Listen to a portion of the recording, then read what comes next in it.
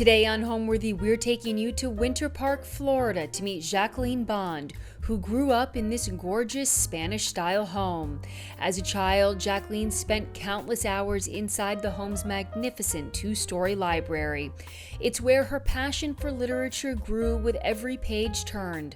All the adventures Jacqueline embarked upon while reading in this library inspired her to launch Bond and Grace, a women-owned publishing house and art dealer. Join us as Jacqueline, along with her father and stepmother, give us a tour of their incredible library and share their favorite stories along the way. We're happy to be partnering with Bond and Grace on this special episode. You're watching Homeworthy, where we believe every home has a story. Hi, Homeworthy. My name is Jacqueline Bond. Welcome to my childhood home in Winter Park, Florida. Come on and meet the parents and check out our two-story library.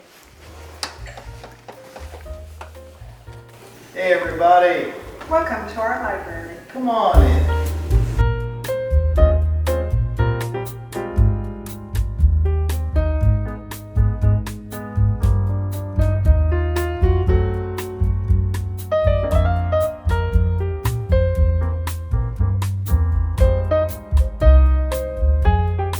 Hi, my name is Jacqueline Bond. I am the CEO and co-founder of Bond and Grace. We are a publishing house and art dealer based in Washington, D.C. And what we do is we create collectible art novels and we curate fine art collections, all inspired by classic literature. We create gifts in tabletop, home decor, and stationery for the literary lover and all of us. So I grew up here. This was my childhood home. My parents bought the home when I was about 10 years old, and my grandmother actually lives across the street. And I remember every time we would come over to her house for dinner, we would always take a family walk afterwards. And on that family walk, we would always walk by this house.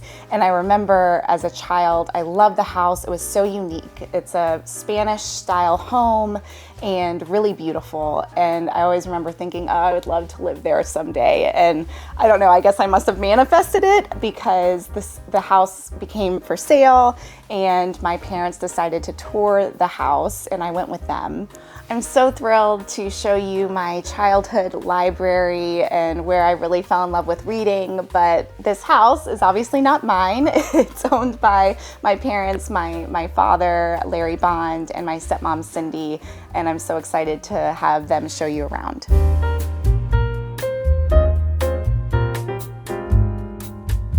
Okay, I'm so excited to give you a tour of our library. This is my dad, Larry Bond, and this is my stepmom, Cindy Bond. Hi everybody. And, you know, I was only 10 years old when we moved into this house, so I don't really have much of the history of it, but you can share. Yes. So coincidentally, my mother, Jacqueline's grandmother, Grandmother Dottie. yeah, Grandma Dottie, moved into this neighborhood in 1993. And then this house was under construction in 1994. So we'd come visit, we'd walk the neighborhood, and we were always struck by how beautiful this home was. In 2000, we actually were looking for a home, and I got invited to the neighborhood Christmas party, believe it or not, and that's where I met the homeowners and found out that they were selling the home. It was a doctor and a professor, hence all the books that the professor brought in. So yeah, we did the deal there, and I didn't even know about this amazing library at the time. So yeah, it was very special, and we've been here since 2000, and my mother still lives down the street, which is great. So I remember being so in awe by all of these books and being so excited once you all purchased the house. But talk about what you all had to do in order, I mean, it was nothing like this before. So Cindy, what did you do? It was mainly you. I'm a very light-room person, and this room, of course, is very dark with all the wood elements, which are beautiful. So I brought in the white couches and white elements throughout the library to brighten it up. And I remember walking in one day and we had books stacked all over the floor because you brought your brother in to help you organize, and So I remember literally stacks and stacks of hundreds of books. Yes, because not only did we clean them up and get rid of the books that were not in good shape, my brother categorized them for me all on the bottom floor. Mostly the books down here are what was in the house.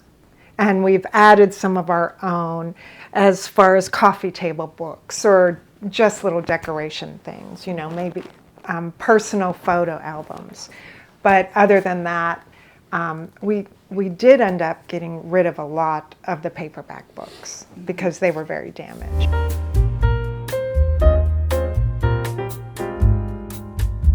I really grew up with a love of art and home decor because of you.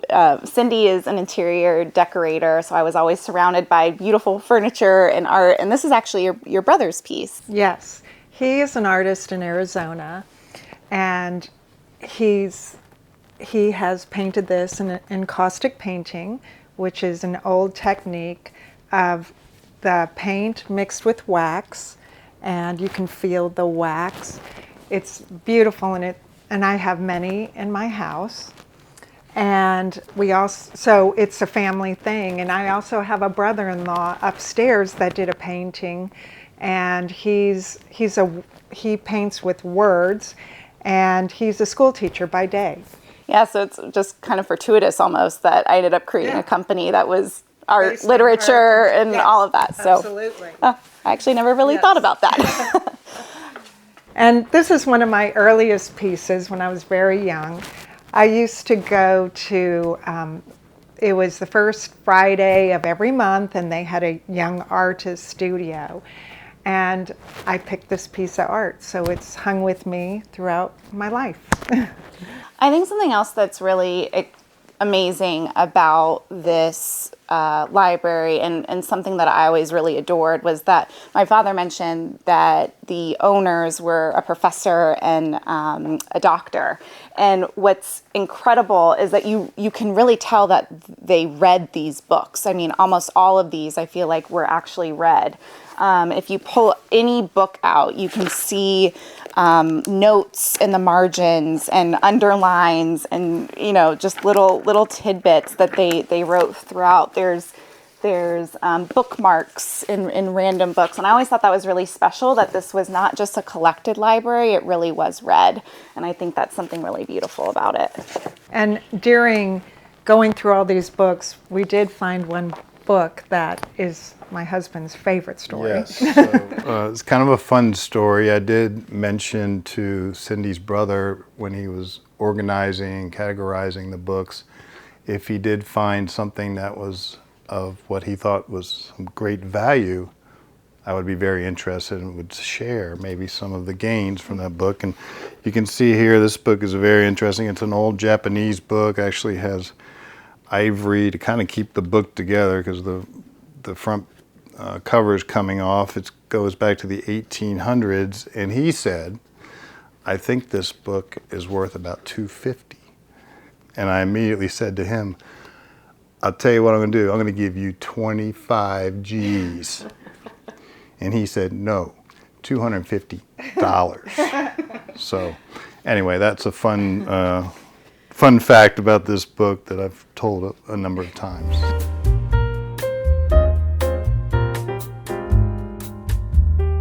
This piece is actually from our Secret Garden collection. Cindy, as I mentioned, is an interior designer. She's showing this to a potential collector this week, so we thought we would bring it down. But this is from artist Brenna K. Murphy. This is titled Veil, and this was actually in my previous Homeworthy episode, and I made a mistake, and so I want to clarify. So this artist, she uses embroidery throughout the piece, and there are thousands and thousands of embroidered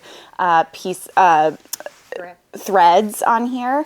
And in my Homeworthy piece previously, I said that there was a couple hundred. No, there are thousands.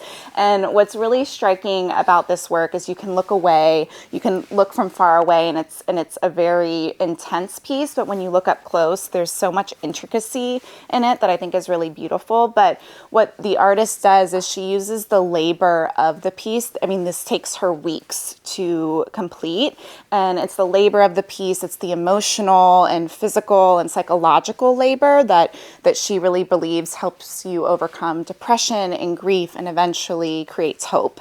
And I love that about this piece, and it actually looks really great in this library. I certainly have Beauty and the Beast moments in this room. There are many photos of me as a child and even as an adult climbing on the ladder to my right, and the ladder actually moves around the room. That was certainly one of my favorite Disney films and princess films, so I was always the Belle, the one reading and curled up with a book. So this is certainly the magical interpretation of that. And this is really where I fell in love with reading. I was 10 years old, so Harry Potter had just came out, and that was truthfully where my love of reading really began. I became obsessed with those books, and I read them in this room. You know, I was pretty indoor cat. Being in Florida, a lot of children loved being outside, going in the pool, going to camps, playing sports. That was not me. I preferred to be inside in air conditioning with my books, and this was the room where I did that. And the love of reading eventually evolved into the love of classics, where I fell in love with Jane Austen and Pride and Prejudice. I read Pride and Prejudice in this room on that couch, actually. And yeah, this is where that love and adoration for reading really began. Now we'd love to take you upstairs to see the rest of the library.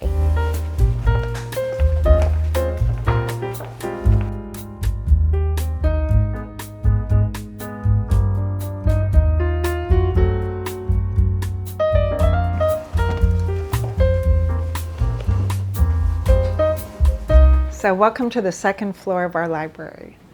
So when we talk about styling in your home, you can add art pieces, which is a beautiful Bond and Grace piece, which my lovely husband bought for our anniversary last year. And I just love how it's 3-dimension. I like very different art, so just not a painting. And anyway, so I have books here. This is also my office up here. So I added personal touches, which are photographs of my family and my friends. Again, books. Most of these books came from my dear aunt who passed away, and she was an avid reader, so I received all her books also. So this is an additional part of the library, which is my office. And I love it up here. I get to see outside and enjoy all the books. So this library is also functional.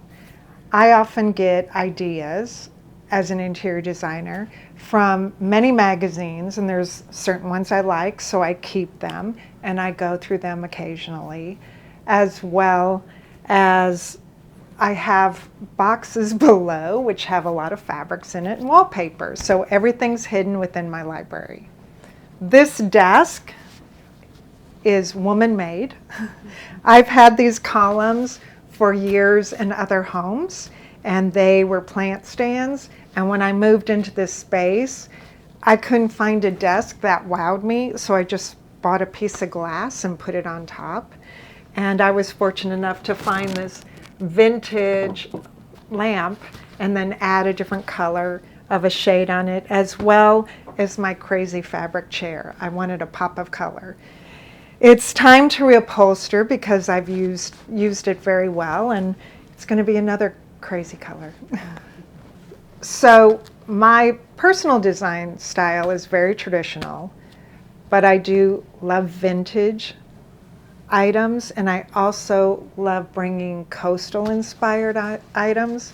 I love seashells. I love using things that have grown from the earth, like quartz or stones. And when I'm working with clients, I do like to throw those elements in their design, even if they're not totally traditional. It just adds a little flavor to their home and more personal aspect. I have always adored Jane Austen. I have always collected her novels. Every time I walk into a local bookstore, I go straight for their classics section and always try to find their version of Pride and Prejudice. And I had always searched for a large, oversized version of the novel, and nothing really ever came up. I Googled it forever, searched for it forever. And finally, I was with my mom one day and I said, have you ever seen a coffee table sized version of Pride and Prejudice? She said, no. I said, oh, someone should really do that. And she said, well, why don't you? And I said, okay, Mom, sure. Let me just start a publishing house. But the more I thought about it, the more I couldn't get the idea out of my head. And I called up my now co-founder who was at Google at the time, and I said, hey, what do you think about this idea? And she said, we need to talk to a lot of people before we dive in. And so we spent the next 6 months talking with artists, interior designers, literary lovers to find out what is it that people really look for when they are looking for coffee table books or collecting their favorite pieces of literature. And what we found was that the larger publishing houses that are producing coffee table books, they're not actually producing books about literature. They're producing books about travel or pop culture or fashion, which we thought was really interesting. And then when you look at the other side of those publishing houses that are creating the reproductions of Jane Austen, the reason why I have about 50 different versions of Pride and Prejudice, they're really just placing a new cover on the top and maybe working with an artist or two to illustrate it, but they're not doing it in a way that I felt was really elevated. They were books meant to be adored, but not read. And so I love collecting books, but I also love reading them. I think they're meant to be read. And so we realized we had an opportunity to kind of combine all of these worlds of the luxury level of coffee table books, but also the literature piece. And so what we decided to do was work with literary scholars to help us read these novels, answer all the questions we have about why the book was written the way it was, what was going on during the time period of the author, what history or interesting tidbits could have been happening at the time that may have influenced the author's work, and then create captions so that these stories not only can be read with what they were, but also evolve so that we can give them a little more modern perspective. And so we have captions throughout our novels, but we also knew that we wanted these books to be beautiful. And what better way to ensure that something is beautiful than to work with artists? And so we partner with 12 artists per novel. And these are artists with all different backgrounds and perspectives and specialize in a range of mediums. And we ask these artists to read the novel, use the novel as their prompt, and then create art inspired by the novel itself. And so what ends up happening is we have about 80 to 100 pieces of original fine art inspired by that text. And so throughout the novel, and I actually have one right here, you have the full original text of the original story with annotations from the scholars, and then we have fine art that you can actually purchase and collect. And that's the art novel. And we have 3 collections so far. The first was the Secret Garden collection, which we launched in 2022. Last year, we launched the Frankenstein collection, and this year we are launching our next collection, which will be on November 1st, which I can't give it away yet, but it's a completely new, wonderful world that I'm really excited for everyone to experience. But I think what's so wonderful about these novels is that it opens up these amazing and incredible worlds. So the Secret Garden is obviously very different than Frankenstein, and we have this incredible floral feminine art, and then with Mary Shelley's Frankenstein it gets dark and abstract and there's so much depth. And I think that's what's really exciting, because we can then produce wonderful artifacts and home decor items all inspired by literature. And I'm really excited about what's to come for Bond and Grace, because we have a lot up our sleeves.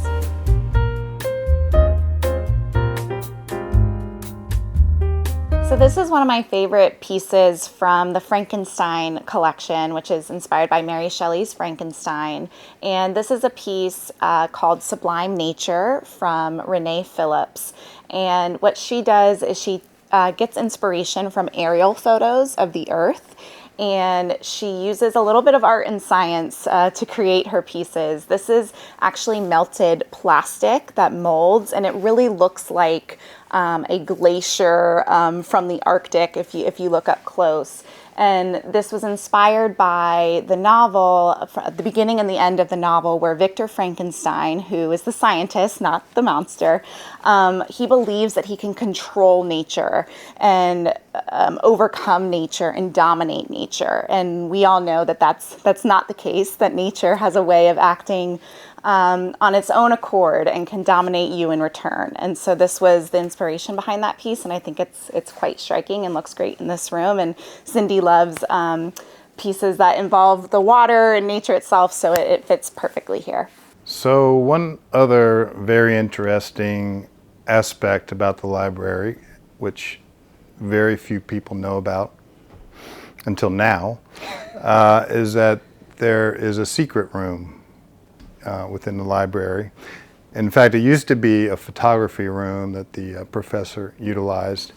But yeah, we have a secret room, and as you can see, every section looks the same, and that's the beauty of it. And it's going to stay a secret, I'm afraid. So I wish I could tell you, but not today. It was such a secret that when I was younger, I would sneak up here with my best friend. We were very young, and we would steal cookies and open the secret room and close the secret room and eat a bunch of cookies in the secret room. And I actually told that story to my dad today, and he was like, "I didn't know you did that." So basically the entire school knew everything about the secret room. Yeah.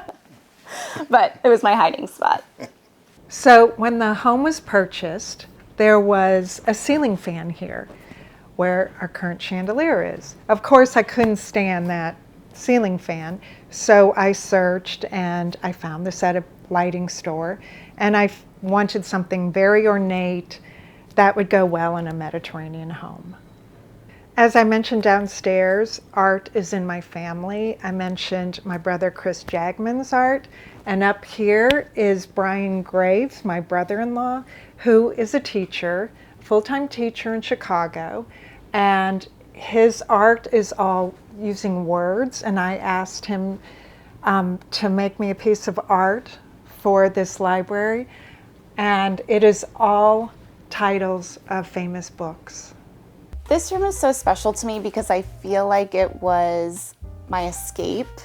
It was a place where I could go and dream and read about love and read about the heroines that I adored. And I think this room is really where I grew up and where I learned who I wanted to be and what I wanted to be, and it's just a magical space, and I'm so lucky and grateful that it's still part of my life and that my children can hopefully learn to read in here, and I really love sharing it with others too. So obviously this room has been very special to our family. It's very special to me, and I do have some wonderful moments in here where I might have a late after dinner drink with friends, or maybe by myself, or I've been known to take a few cat naps in here. It's very nice, can get nice and dark and cool, so it's kind of awesome. And I think really the most important thing to me is that my children have been inspired by this room, and in particular Jacqueline and Savannah with the inspiration of developing Bond and Grace and turning that into a pretty amazing company. So that's really been great for me. Thanks for watching. Be sure to go to homeworthy.com for exclusive content, shopping guides, and so much more.